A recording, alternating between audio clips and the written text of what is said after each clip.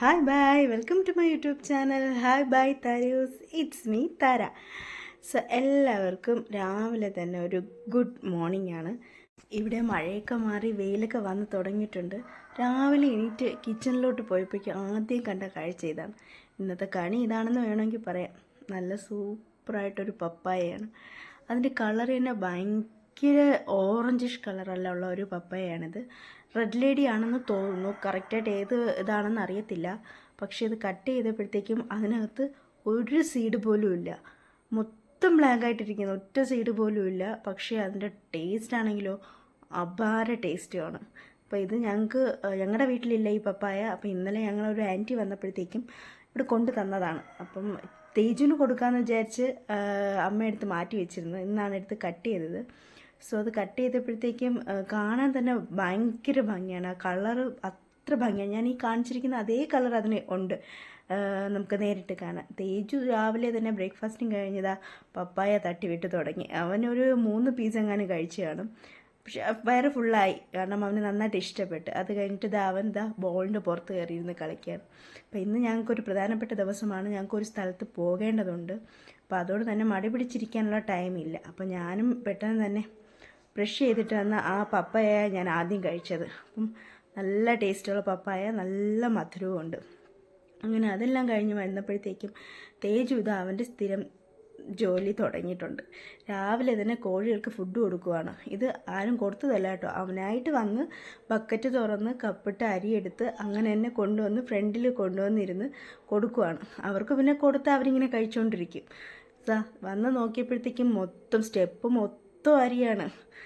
അവനറിയില്ലല്ലോ ഇതെന്താണ് സംഭവം എന്നുള്ളത്. അവനിങ്ങനെ കൊടുക്കുക, ഇതെല്ലാം അവരിങ്ങനെ കഴിക്കുമെന്ന് അവൻ്റെ വിചാരം. രാവിലെ തന്നെ എനിക്കിട്ടുള്ള പണിയാണിതെന്ന് എനിക്ക് പിന്നെയാണ് മനസ്സിലായത്. പിന്നെ ഇതെല്ലാം ഞാൻ തൂത്ത് ക്ലീൻ ചെയ്യേണ്ടി വന്നു. അതിനുശേഷം പിന്നെ ഞങ്ങൾ പോകാൻ റെഡി ആവുകയാണ്. മഴയൊക്കെ തോർന്നു. അതിനുശേഷം ഞാനും പോകാനായിട്ട് ഡ്രസ്സൊക്കെ എടുത്ത് എല്ലാമൊക്കെ സെറ്റ് ചെയ്ത് റെഡിയാകാൻ തുടങ്ങി. തേജുവിനെ ആദ്യമേ ഞാൻ റെഡിയാക്കി ഇരുത്തിയിട്ടുണ്ട്. കാരണം ഞാൻ റെഡിയായതിന് ശേഷം തേജുവിനെ റെഡിയാക്കാൻ നിന്നാൽ നടക്കാത്ത കാര്യം. സോ അവനാദ്യം തന്നെ കുളിപ്പിച്ച് റെഡിയാക്കിയതാണ്. ഞാനും റെഡിയായിട്ടുണ്ട്. പെട്ടെന്ന് തന്നെ റെഡിയായി. അതിനുശേഷം ഒരു ഉച്ചയ്ക്ക് ഞങ്ങൾക്ക് ഒരു 2 മണിക്കൊക്കെ അപ്പോയിൻമെൻറ്റ് കിട്ടിയേക്കുന്നത്. അപ്പോൾ അതിന് മുന്നേ ഇറങ്ങണം. ഒരു 1.5 മണിക്കൂറിന് മുന്നേ ഇറങ്ങിയാലേ നമുക്ക് സമയത്ത് അവിടെ എത്താൻ സാധിക്കത്തുള്ളൂ. സോ എല്ലാം എടുത്ത് റെഡിയായി. തേജിനുള്ള ഫുഡും കാര്യങ്ങളും എല്ലാം എടുത്തിട്ടാണ് പോകുന്നത്. ഓൾറെഡി തേജിന് ഉച്ചത്തുള്ള ഫുഡ് കൊടുത്തിട്ടുണ്ട്. അപ്പോൾ ഞങ്ങൾ എന്തായാലും എത്താൻ ലേറ്റ് ആവും. സോ എനിക്ക് ബാങ്കിലൊക്കെ പോയിട്ട് വേണം ഈ പറയുന്ന സ്ഥലത്തേക്ക് പോകാൻ. അപ്പോൾ അതുകൊണ്ട് തന്നെ ഞാൻ എല്ലാ ഫുഡും എടുത്ത് വെള്ളവും എല്ലാം എടുത്തിട്ടാണ് പോകുന്നത്. കാരണം വിശന്നാൽ പിന്നെ തേജു അല്ലാണ്ടാവുന്നൊരവസ്ഥയുണ്ട്. സോ അതുകൊണ്ട് എല്ലാം ഞാൻ കരുതിയിരിക്കും. എവിടെ പോയാലും തേജിനുള്ള കാര്യങ്ങളെല്ലാം പക്കയായിട്ട് കൊണ്ട് തന്നെ പോവും. അല്ലെങ്കിൽ നമ്മൾ പാടുപെടേണ്ടി വരും. അപ്പോൾ ഞാൻ എങ്ങോട്ടാണ് പോകുന്നതെന്നല്ലേ നിങ്ങളിപ്പോൾ ചിന്തിക്കുന്നത്. അതും വഴിയെ പറയാം. കാരണം അതിനു മുമ്പ് കുറച്ച് കാര്യങ്ങളും കൂടെ പറയാനുണ്ട്. അങ്ങനെ തേജു റെഡിയാവാനായിട്ട് ചപ്പലൊക്കെ എടുത്തിട്ട് തുടങ്ങി. തേജുവിൻ്റെ കാല് നിങ്ങൾക്ക് ശ്രദ്ധിച്ചാൽ കാണാം. തേജുവിൻ്റെ കാല് ചെറിയൊരു ഫ്ലാറ്റ് ഫുട്ടാണ്. ഈ ഫ്ലാറ്റ് ഫുട്ടാണെന്ന് പറഞ്ഞാൽ നമുക്കങ്ങനെ ടെൻഷൻ അടിക്കാനൊന്നുമില്ല. കാരണം ഇപ്പോഴത്തെ ഒരു 100 കുട്ടികൾ എടുത്താലും അതിലൊരു 80 കുട്ടികൾക്കും ഫ്ലാറ്റ് ഫുഡായിരിക്കും. അതൊരു 5 വയസ്സ് വരെ അങ്ങനെയൊക്കെ കാണും. പിന്നെ അതങ്ങനെ മാറി നോർമലായിട്ട് വരും എന്നാൽ തന്നെയാണ് ഞങ്ങൾ ഡോക്ടറെ കൺസൾട്ട് ചെയ്തപ്പോഴും പറഞ്ഞത്. എന്നാലും ഞങ്ങൾക്കൊരു അത് എന്താണെന്ന് അറിയാനുള്ള ഒരു ഇതുകൊണ്ട് ഞങ്ങൾ വീണ്ടും ഡോക്ടറെ ഒന്ന് കൺസൾട്ട് ചെയ്തായിരുന്നു. തേജുവിനെ മണി ഡോക്ടറെയാണ് ഞങ്ങൾ കൺസൾട്ട് ചെയ്തത്. അപ്പോഴത്തേക്കും ഡോക്ടർ പറഞ്ഞു നമുക്ക് ഇത് നോർമൽ തന്നെയാണ്, പേടിക്കാനൊന്നുമില്ല, അത് മാറി വരും. എന്നാലും നമുക്ക് വേണമെങ്കിൽ അവനിപ്പോൾ ഒരു സപ്പോർട്ട് കൊടുക്കണമെങ്കിൽ കൊടുക്കാം എന്നിങ്ങനെ പറഞ്ഞായിരുന്നു. അപ്പോൾ അങ്ങനെ ഞങ്ങൾ വിചാരിച്ചപ്പോൾ എന്തായാലും തേജുവിന് ഒരു സപ്പോർട്ട് കൊടുക്കാമെന്ന് ഞങ്ങളും വിചാരിച്ചു. അങ്ങനെ ഡോക്ടർ തന്നെ ഞങ്ങൾക്ക് അത് എന്ത് ചെയ്യണം, അപ്പം അതിന് വേണ്ടിയിട്ട് സെപ്പറേറ്റ് സോള് ഉണ്ടാക്കി. അങ്ങനെ ആ സോള് നമുക്ക് തേജുവിൻ്റെ യൂസ് ചെയ്യുന്ന ചപ്പലിൽ വച്ച് കൊടുത്താൽ മതി. അത് അപ്പം അവനത് യൂസ്ഡ് ആയിക്കോളും. അങ്ങനെ നമുക്കത് ഒരു പരിധിവരെ നോർമലാക്കാൻ സാധിക്കും. സോ ഇന്നത്തെ യാത്രയിൽ ഞങ്ങളുടെ സാരഥി എൻ്റെ ബ്രദറാണ്. അപ്പോൾ സിറ്റിയിലൊന്നും അധികം വണ്ടി ഓടിച്ചൊന്നും എനിക്ക് പ്രാക്ടീസ് ഇല്ലാത്തതുകൊണ്ട് ഞാൻ അതിലേക്ക് മുൻകൈ എടുത്തിട്ടുമില്ല. സോ ഞാൻ എൻ്റെ ബ്രദറിൻ്റെ കൂടെയാണ് പോകുന്നത്. സോ അപ്പോൾ ഈ സോൾ എവിടെ നിന്നാണ് എങ്ങനെ എന്നൊക്കെ ഉള്ളത് നമുക്ക് ഡോക്ടർ പറഞ്ഞു തന്നായിരുന്നു. അപ്പോൾ അതനുസരിച്ച് ഞങ്ങൾ അങ്ങോട്ടേക്കാണ് ഈ പോകുന്നത്. ഓൾറെഡി ഞങ്ങൾ പോയി ആ സോള് എൻ്റെ അളവും സ്കാനിങ്ങും കാര്യങ്ങളും എല്ലാം കഴിഞ്ഞു. ഇതിപ്പം ആ സോള് അവർ മാനുഫാക്ചർ ചെയ്തതിന് ശേഷം ഞങ്ങൾ മേടിക്കാൻ പോകുന്നൊരു വീഡിയോ ആണിത്. അപ്പം ആ കാര്യങ്ങളെല്ലാം ഞങ്ങൾക്ക് വഴിയെ കാണിച്ചു തരുന്നതാണ്.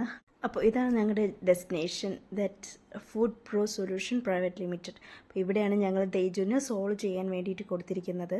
അപ്പം ആദ്യം ഞങ്ങളിവിടെ വന്നായിരുന്നു. അപ്പം അവർ തന്നെ ഞങ്ങൾ ആദ്യം കോൺടാക്ട് ചെയ്ത് ലൊക്കേഷനൊക്കെ ഷെയർ ചെയ്ത് തന്ന് അങ്ങനെ ആ ലൊക്കേഷൻ വെച്ചിട്ടാണ് ഞങ്ങളിവിടെ എത്തിയത്. ഇത് കുമാരപുരത്താണ് ഈ ഒരു പ്ലേസ്. സോ ഞങ്ങളവിടെ എത്തി ഓൾറെഡി തന്നിട്ടുണ്ടായിരുന്നു, ഞാൻ അടച്ചിട്ടുണ്ട് ബില്ല്. ആ ബില്ല് ഞങ്ങളവിടെ കൊടുത്തിട്ട് വെയിറ്റ് ചെയ്യാൻ പറഞ്ഞ് അങ്ങനെ ഞങ്ങളിവിടെ വെയിറ്റ് ചെയ്യുകയാണ്. ഇപ്പം ഞങ്ങൾക്ക് നല്ലൊരു എക്സ്പീരിയൻസ് ആയിരുന്നു ഇവിടുന്ന് കിട്ടിയതും.